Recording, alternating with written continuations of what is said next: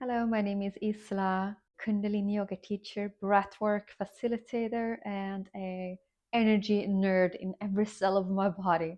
I had my Kundalini awakening 2023. I was going through a life crisis and I started to dive deeper into my yoga practices. It took me only 3 weeks and then I had my Kundalini awakening. With that said, I was already teaching yoga. I was already doing breath work. I've been doing breath work like a couple years before I started to work with Kundalini. So it was like that energy had been waiting for me. Doesn't mean it will happen fast for everyone. For some people, it can take years. For some people, it take months. But if you are interested in having a Kundalini Yoga awakening, keep watching and follow this channel because I'm gonna talk about what Kundalini Yoga is, what Kundalini energy is, where is this coming from, and how do we do to rise Kundalini and transform our lives. So, short about Kundalini energy. Kundalini energy has been described in many different cultures and traditions as way back as you can trace written scriptures. So, yes, it was the Tantrikas in ancient India that were the first to establish systems to rise Kundalini. The Tantrikas were the first to do that, but the the phenomenon Kundalini energy was described in ancient Egypt, in ancient China, and other traditions as well, but with different words. In China, they will use yin and yang, which is the shi, the masculine and the feminine. And in the tantric Indian Hinduistic tradition, it's called Shiva and Shakti, the masculine and the feminine. And the Shakti is Kundalini, the feminine.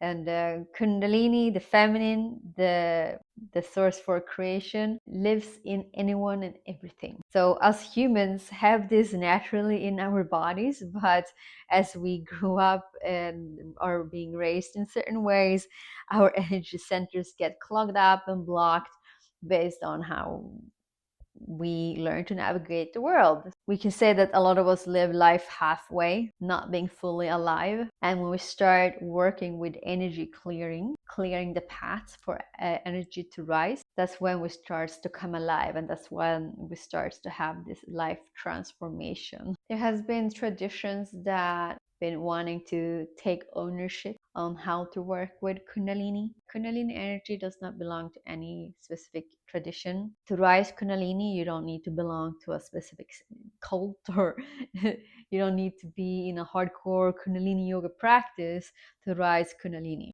Before you start working towards your Kundalini awakening, I want you to ask yourself two things. One, am I sane? You need to have a level of stability in your life, in your mental health in particular. So if you know that you are someone bipolar going in and out of mental hospital, I don't recommend that you start working with Kundalini yoga if you don't have a stabilized, grounded situation for yourself. I really also recommend that you have done some level of inner work in the past. So don't go from straight up active addiction to start rising Kundalini. That just might be too overwhelming for you.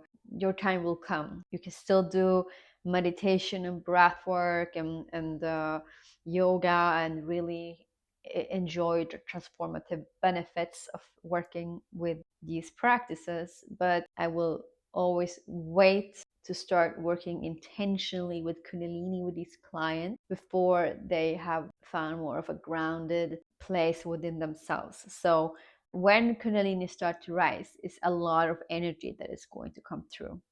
A lot of things is going to happen. It's like a flower that explode and you will get tremendous amount of energy, clarity, visions.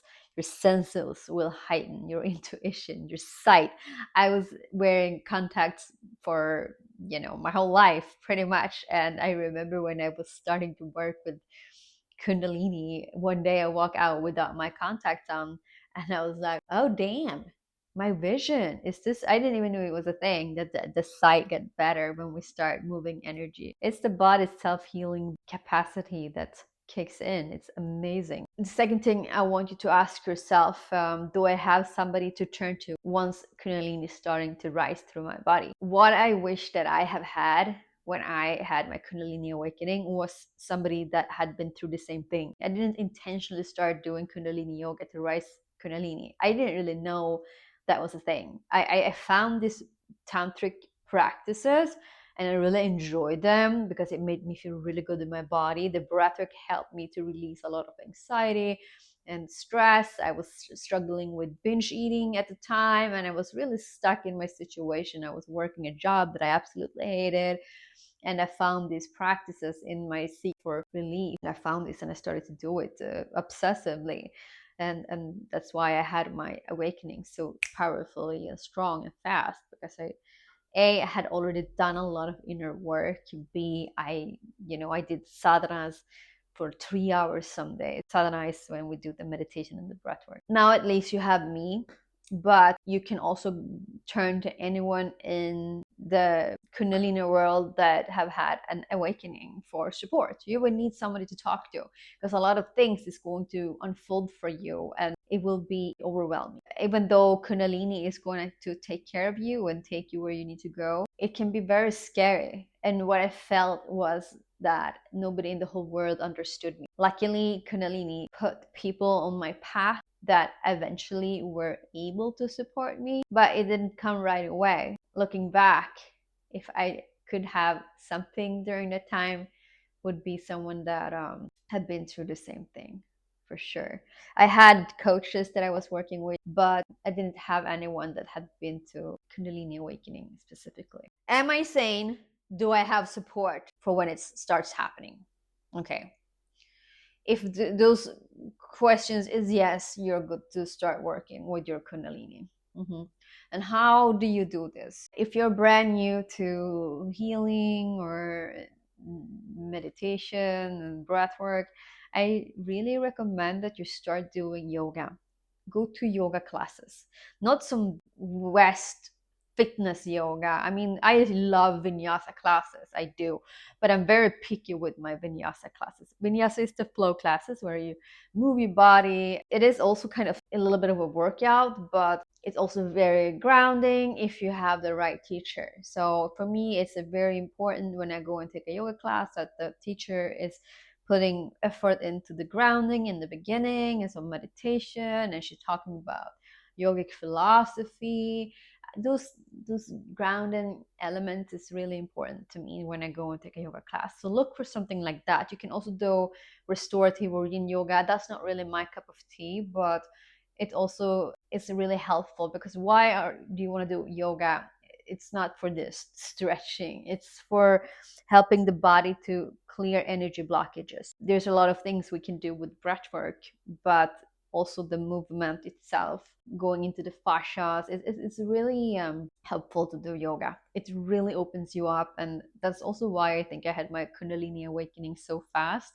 Is because I had been doing yoga for so many years, and I was a teacher, so I was doing yoga literally every day for several years. So if you want to have a Kundalini yoga awakening fast and also from a grounded, conscious place, start doing yoga. When you have some yoga practices in your routine, in your weekly routine, you don't have to do it every day, but let's get two classes in per week. Also, start doing some gentle, light breath work. So if you're new to breath work, don't start hardcore, okay?